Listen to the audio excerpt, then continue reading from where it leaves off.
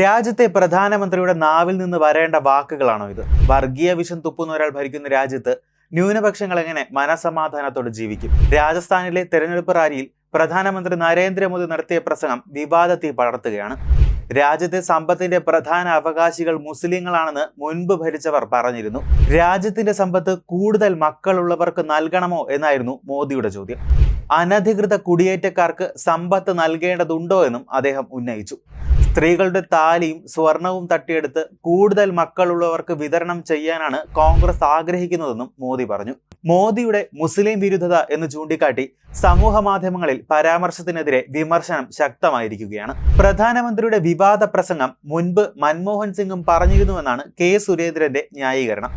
പ്രധാനമന്ത്രി ചൂണ്ടിക്കാണിച്ചത് കോൺഗ്രസിന്റെ vote bank പ്രീണനമെന്നും കേരളത്തിൽ ഇരു മുന്നണികൾക്കും ക്രിസ്ത്യാനികളോട് ചിറ്റമ്മ നയമാണെന്നും കെ സുരേന്ദ്രൻ പറഞ്ഞു വെച്ചു.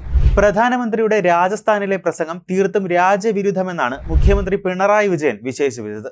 രാജ്യത്തെ മുസ്ലിങ്ങളെ പേരെടുത്ത് പറഞ്ഞ് ആക്ഷേപിക്കുകയാണ്. സങ്കല്പ കഥകൾ കെട്ടിച്ചമച്ച് മുസ്ലിം വിരോധം ജനങ്ങളിൽ വളർത്തുന്ന പ്രചാരണമാണ് നടക്കുന്നത്. മുസ്ലിം വിഭാഗത്തെ നുഴഞ്ഞുകയറ്റക്കാരായി വിശേഷിപ്പിച്ചു.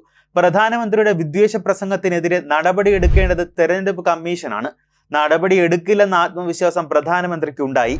നിയമവിരുദ്ധമായാണ് കാര്യങ്ങൾ നടന്നത്. പ്രധാനമന്ത്രിക്കെതിരെ കേസെടുക്കണമെന്നും പിണറായി ആവശ്യപ്പെട്ടു.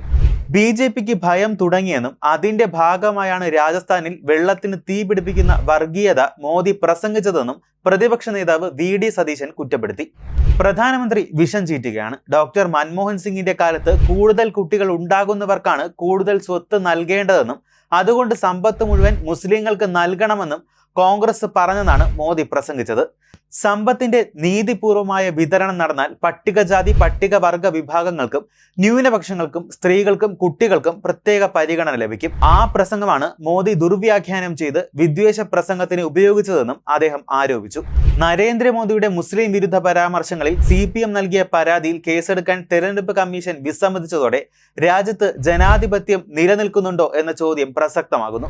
മോദിയുടെ പരാമർശം ഭരണഘടനാ വിരുദ്ധവും ദേശീയ ഐക്യത്തിന് വിരുദ്ധവുമാണ്. പരാമർശങ്ങൾ പ്രകോപനകരവും നിയമവിരുദ്ധവും സമുദായങ്ങൾക്കിടയിൽ സ്പർദ്ധ വളർത്തുന്ന തരത്തിലുമുള്ളതാണ്. എന്നിട്ടും എന്തുകൊണ്ട് നടപടി എടുക്കുന്നില്ല എന്ന ചോദ്യം മാത്രം ബാക്കി.